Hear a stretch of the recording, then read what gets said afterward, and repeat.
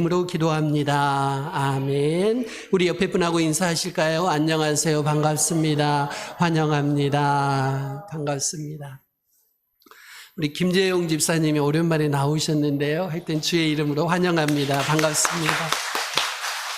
집사님이 지금 그 오른손을 다치셔서 정형외과 치료 중에 계십니다.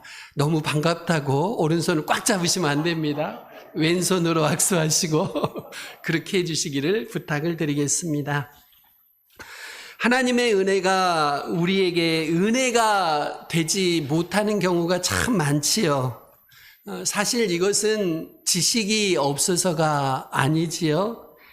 하나님의 은혜에 관한 지식이 마음으로까지, 우리 마음에까지 이르지 못하기 때문입니다. 여행 중에 머리에서 가슴까지 가는 여행이 있다고 해요. 상당히 멀지요. 머리에서 가슴까지 길어봐야 한 30cm 되지 않을까 싶습니다. 불과 20-30cm지만요, 세상에서 가장 거리가 먼 여행이라고 해요. 머리에서 가슴까지의 여행입니다. 이렇게요, 머리로는 알지만 가슴으로 느껴지기까지는 오랜 세월이 필요할 때가 많더라고요. 하나님이 나를 사랑하셨다, 용서하셨다, 이런 말씀을 교회에 오면 수도 없이 듣지요.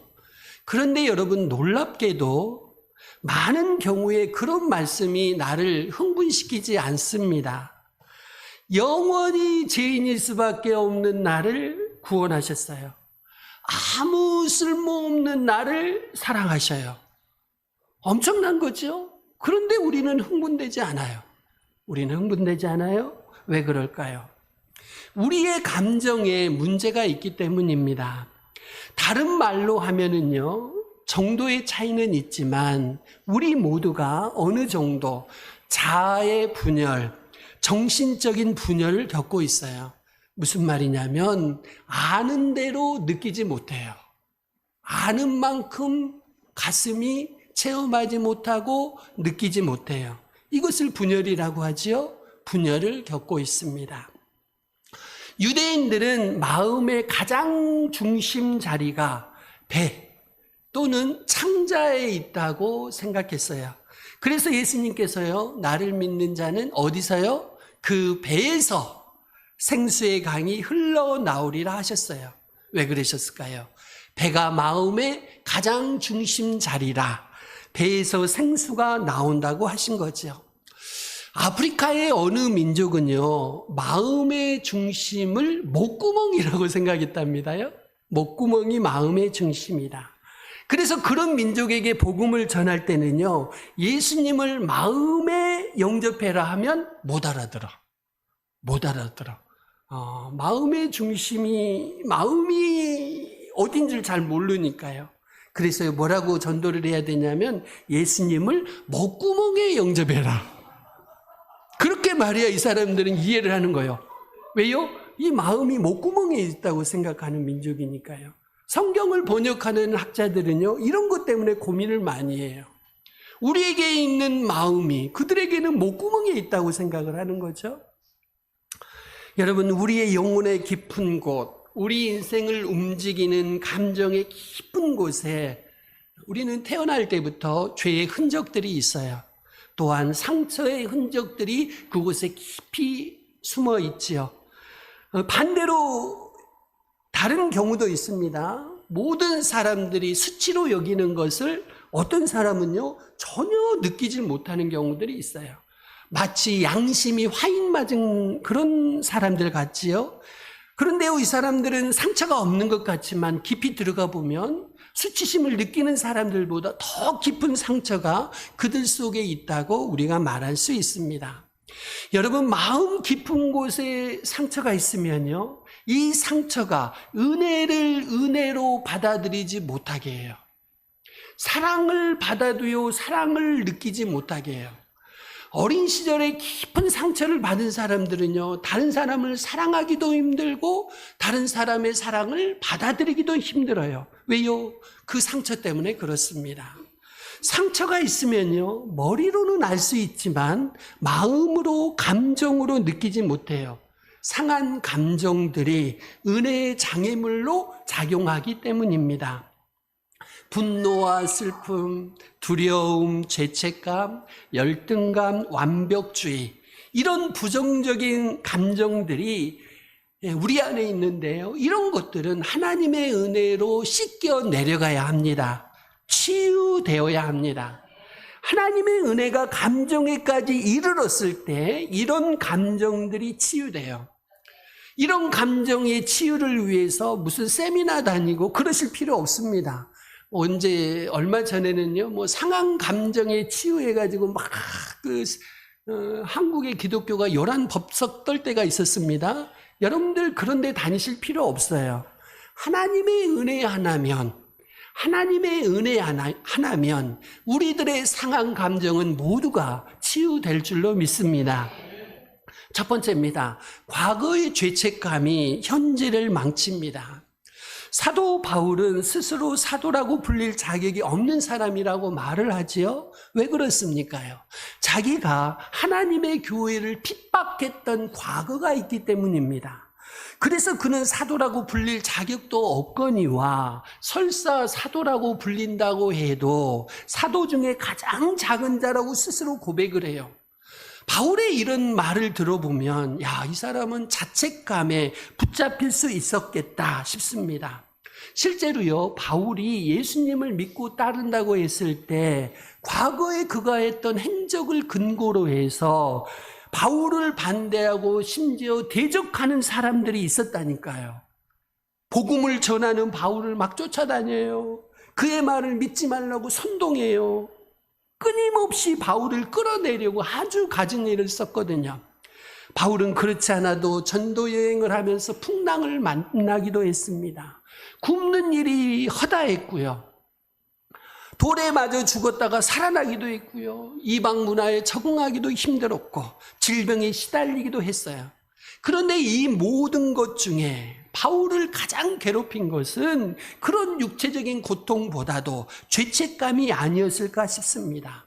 과거 예수 그리스도와 교회를 그리고 성도들을 핍박했던 그런 죄책감입니다. 늘 그의 마음속에 그것이 큰 짐이었겠지요. 이 죄책감이 바울을 가장 힘들게 했을 거라고 우리는 상상해 볼 수가 있습니다.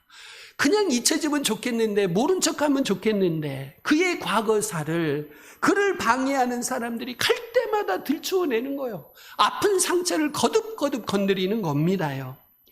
이런 상황에서 바울이 만일 그들의 비난을 수치심으로 받아들였다면 그것이 상처가 돼서 바울은 사역을 계속할 수가 없었을 거예요. 보통 사람 같으면요, 그런 공격을 감당해낼 수가 없지요. 그런데 오늘 본문을 보면 바울은 사람들의 비난을 수치심으로 받아들이지 않습니다. 과거의 잘못과 허물을 있는 그대로 인정합니다. 좋다. 나 예수 그리스도를 핍박했다. 교회를 박해했다. 성도들을 잡아 죽이려고 열심을 냈다. 그렇게 그냥 인정합니다. 그러면서 말해요. 맞다. 너희들 말이 맞다. 틀린 말이 아니다. 그러니 오늘 내가 예수를 믿고 증거하는 이것은 하나님의 은혜다. 이렇게 하는 거죠. 저들의 공격을 방어하거나 그러지 않아요. 좋습니다. 맞습니다. 나 못된 놈입니다. 나 나쁜 놈입니다. 그런 내가 예수를 믿고 복음을 증거하는 것은 하나님의 은혜로 하는 겁니다. 내가 잘나서 하는 거 아닙니다. 그렇게 바울은요, 자책감을 이겨내고 있는 거죠. 여러분, 사단이 하는 일은 뭘까요? 끊임없이 우리들에게 죄책감을 불러일으킵니다. 수치심을 줘요. 그래서 우리를 무너뜨리는 겁니다요. 너는 가치가 없어. 너는 하나님의 은혜를 받을 자격이 없어. 너는 이런 일을 할 만한 위인이 못 돼. 너는 용서받지 못할 거야. 사단은 이런 말을 하면서 우리의 현재와 우리의 미래를 올가매서 묶어두려고 하는 거죠. 죄책감, 수치심, 두려움, 불안, 염려, 근심, 미움, 여러분들이 이런 감정에 붙잡혀 있으면요, 사로잡혀 있으면요, 하나님의 은혜를 받을 수가 없어요. 누릴 수가 없어요. 그냥 사단의 포로로 붙잡혀서 끌려다닐 뿐입니다. 사도 바울이요, 하나님의 교회를 핍박했다는 죄책감에 사로잡혀 지냈다면 그는 결코 하나님의 일을, 선교를 할 수가 없었을 거예요. 하지만 바울은요, 죄책감에 사로잡히지 않았습니다. 오히려 좋다, 나는 하나님의 교회를 핍박했던 사람이다, 스스로 인정하고 밝히지요. 그러면서 죄책감에서 나옵니다. 사단이, 대적자들이 끊임없이 바울의 과거를 붙들고 늘어지죠. 그래도 거기에 속지 않고 오히려 더 하나님의 은혜를 붙드는 겁니다. 그들이 공격하면 할수록 좋다, 그럴지라도 내가 나된 것은 하나님의 은혜로 된 것이다. 너희들의 말이 맞다, 부인하지 않는다, 맞다, 다 맞다. 그러니 내가 오늘 복음을 전하는 것은 하나님의 은혜다, 하나님의 은혜를 봐라, 그렇게 하고 있습니다. 여러분, 죄책감과 같은 상한 감정에서 벗어나는 유일한 길이 있습니다. 하나님의 은혜를 받아들이시는 겁니다. 하나님의 은혜가 여러분의 속에 들어오면요, 여러분의 감정을 터치하면 죄책감을 치료합니다. 수치심을 치료해요. 바울처럼 과거의 나의 허물을 있는 그대로 인정합니다. 그리고 사단이 나의 허물을 붙들고 늘어져도, 대적자들이, 아는 사람들이 나를 공격해도 그럴수록 하나님의 은혜를 더 붙드는 겁니다. 그러니 내가 나된 것은 하나님의 은혜로 된 것이다. 바울의 이 고백을 저와 여러분도 할 수 있으시기를 바랍니다. 우리 중에 과거 없는 사람이 있을까요? 다 과거 있습니다. 과거 다 있어요.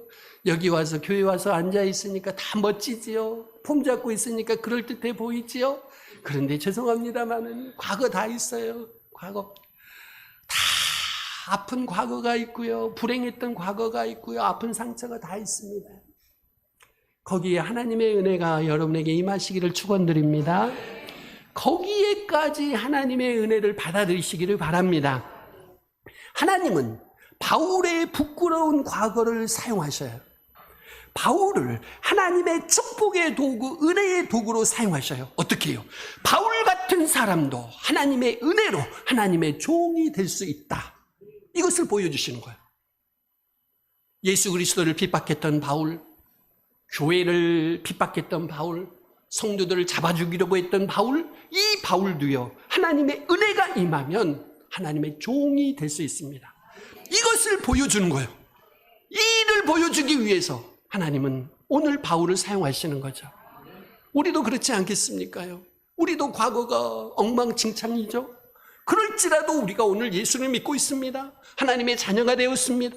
성령으로 충만하고 있습니다. 이것은 하나님의 은혜입니다.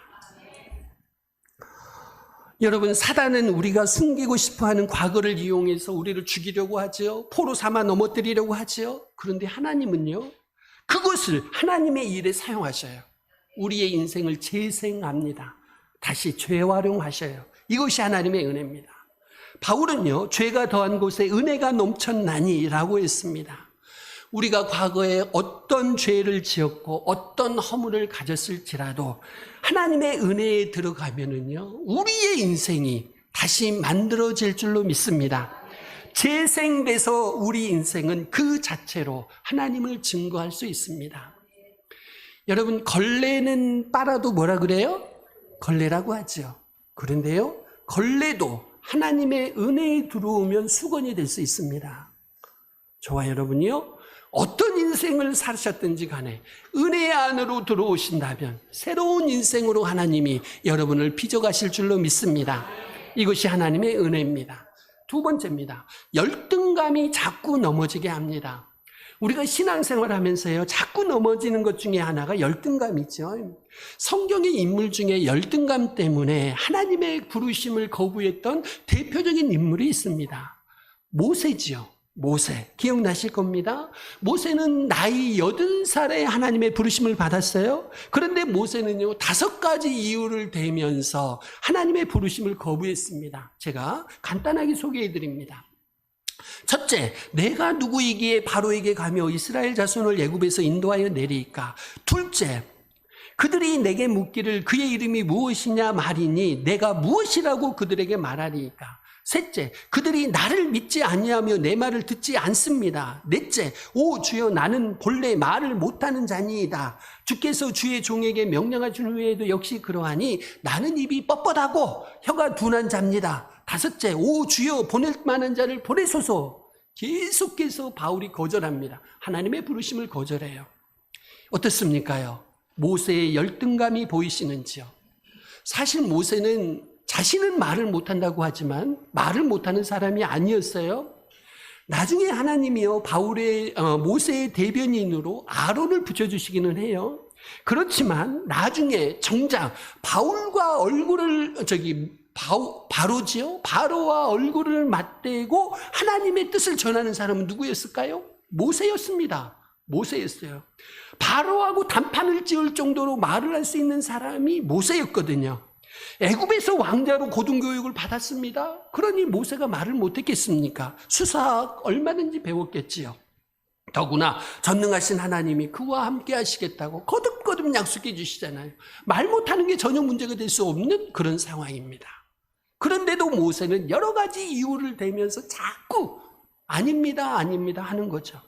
여러분 왜 그랬을까요? 모세가 왜 그랬을까요? 모세가 나이 40살 때 자기 혈기로 이스라엘을 구하려다가 살인을 저질렀지요. 정의감으로 일을 시작했는데 나중에 결국에 큰 죄를 짓고 말았습니다. 그 일로 모세는 광야로 도망쳐서 40년 동안 목자로 지냈습니다요. 이 광야에서 보낸 40년 동안에 모세는요 말할 수 없이 무기력해져 버렸습니다.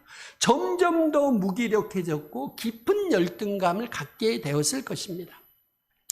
요즘 은퇴한 중년의 남성들이 빠지는 깊은 절망감이 아마 이런 것이 아니었을까 생각해 봅니다.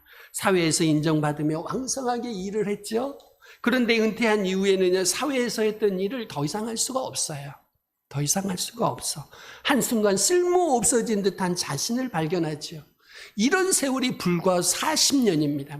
며칠 몇 년이 아니고 40년이에요. 그런 세월이 40년이었으니 모세의 깊은 절망과 열등감이 어떤 것이었는지 우리는 상상할 수가 있습니다. 여러분, 하나님이 그런 모세를 불렀을 때 모세가 아주 중요한 질문을 하나 던집니다. 하나님께 질문을 던져요. 뭐냐면 내가 누구이기에? 내가 누구이기에? 내가 누구입니까? 물어보는 겁니다요. 이 질문이 중요해요. 왜냐하면 이 모세의 질문은 하나님의 관점에서 내가 누구입니까가 아니에요. 하나님의 관점에서는 모세가 어떤 인물이든지 전혀 문제될 게 없으니까요. 모세가 지금 던지는 이 질문 내가 누구입니까는 모세의 관점에서 내가 누구인지 아시지 않습니까? 하는 겁니다. 하나님 내가 어떤 놈인지 아시지 않습니까? 라는 질문이에요. 내가 바라보는 내가 누구인가? 여러분 이것이 사실 우리 인생을 많은 경우에 속박하고 있어요. 여러분은 여러분 자신을 어떻게 생각하시는지요?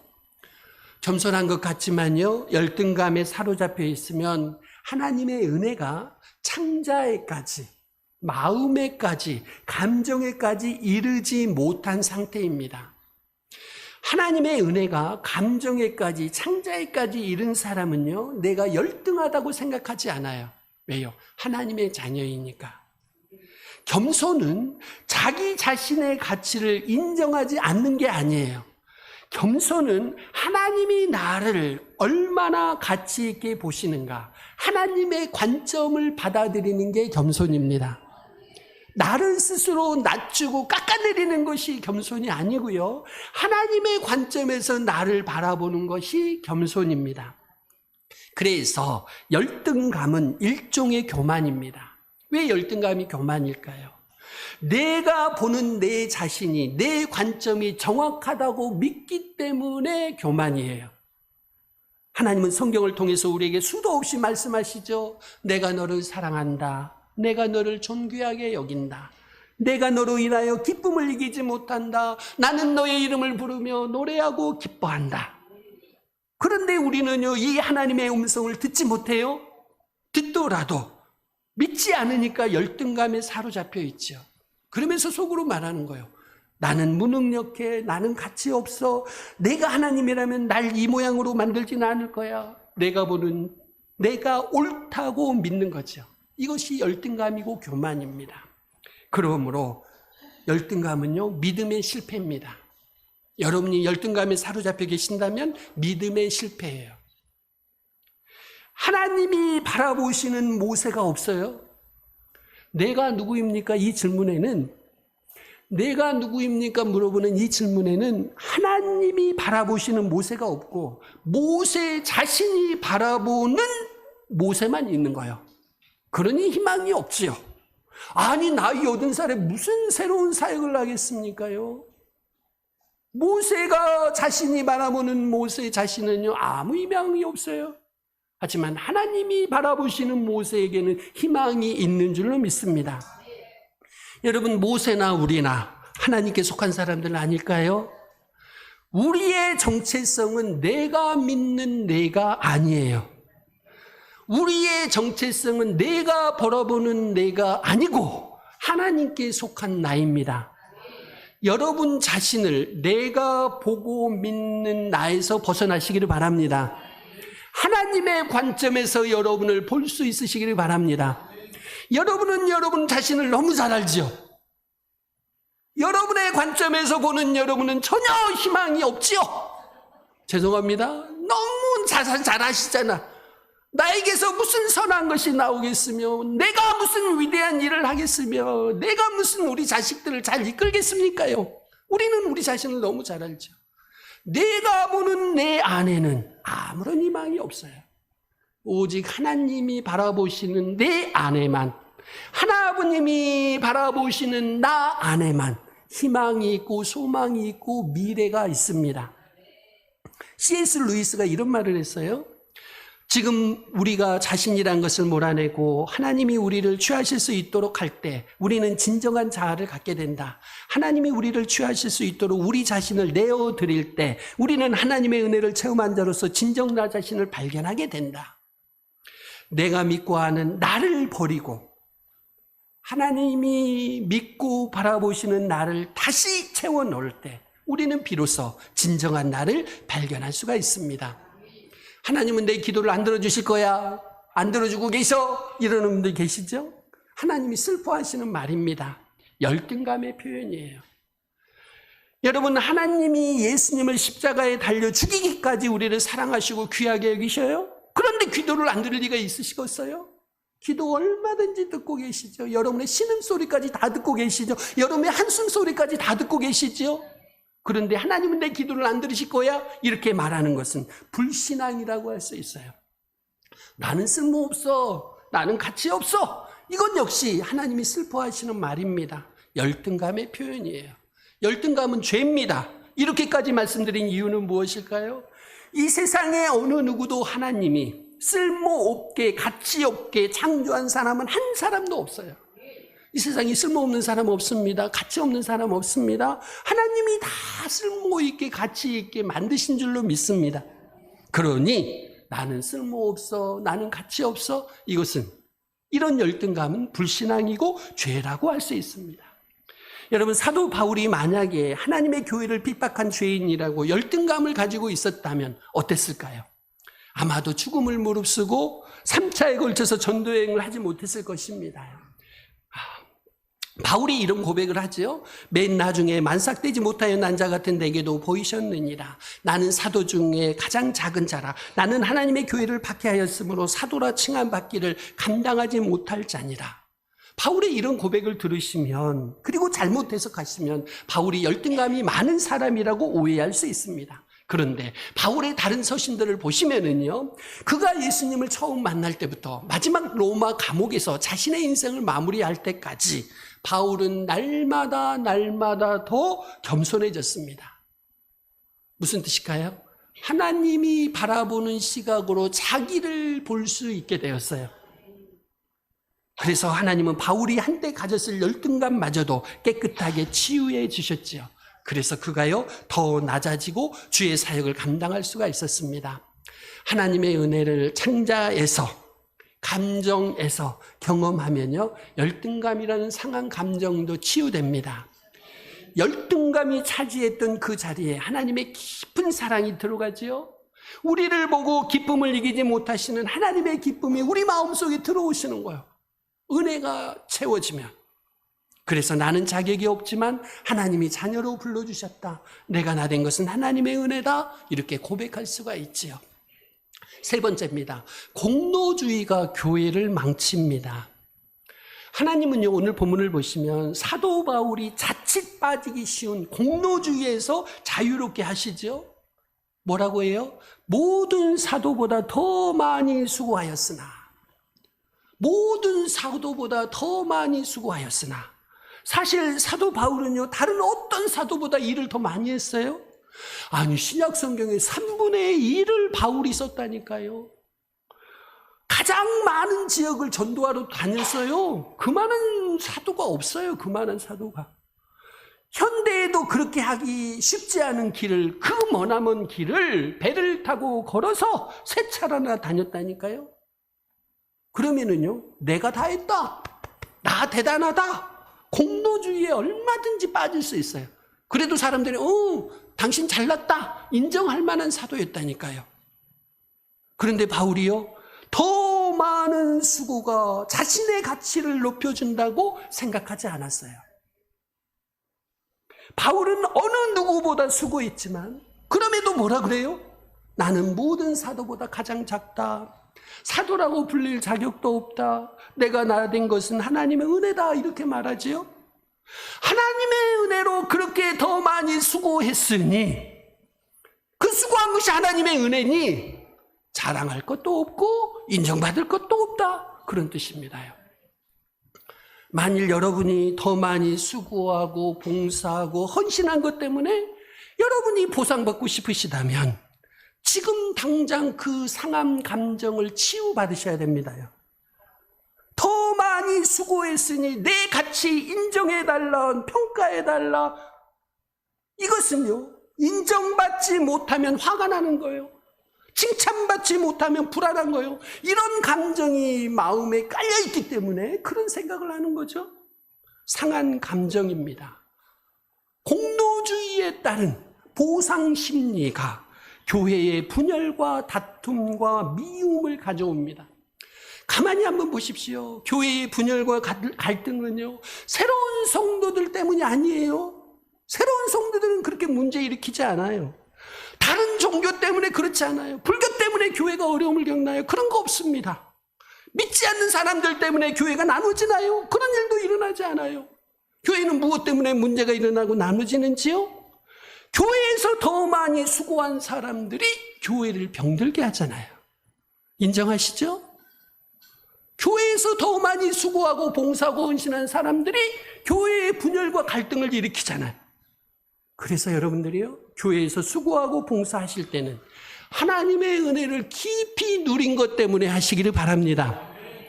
보상받으려고 하지 마시고, 칭찬받으려고 하지 마시고, 인정받으려고 하지 마시고, 하나님의 은혜 때문에 하실 수 있으시기를 바랍니다. 그래야 여러분들이 교회에서 문제아가 되지 않아요. 문제아가 되지 않아요. 하나님이 주신 은혜로 봉사하고 수고하십시오. 이 순서가 대단히 중요합니다. 순서가 대단히 중요해요. 이 순서가 바뀌는 순간 여러분은 망가지기 시작하고 교회는 망가지기 시작합니다. 여러분, 종의 신앙과 자녀의 신앙이 있습니다. 이걸 잘 구별하셔야 됩니다.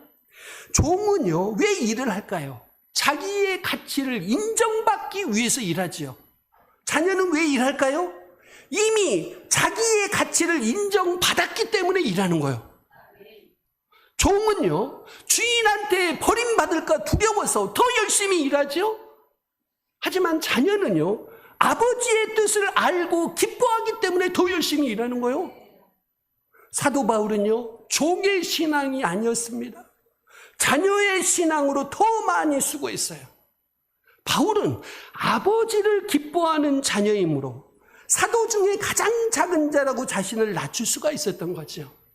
저와 여러분이 종의 신앙이 아니라 자녀의 신앙을 할 수 있으시기를 바랍니다. 하나님은 사도 바울 안에 있는 공로주의를 하나님의 은혜로 제거하셨어요. 그래서 바울이 말합니다. 내가 나 된 것은 내 선교, 내 사역, 내 공로 때문이다. 이렇게 말하지 않았어요? 하나님의 은혜라고 고백할 수 있었어요. 여러분들이 끝까지 교회와 주님의 나라를 위해서 헌신하고 봉사하시기를 바랍니다. 그리고 마지막에 고백하시기를, 내가 나된 것은 내 사역 때문입니다. 내 공로 때문입니다.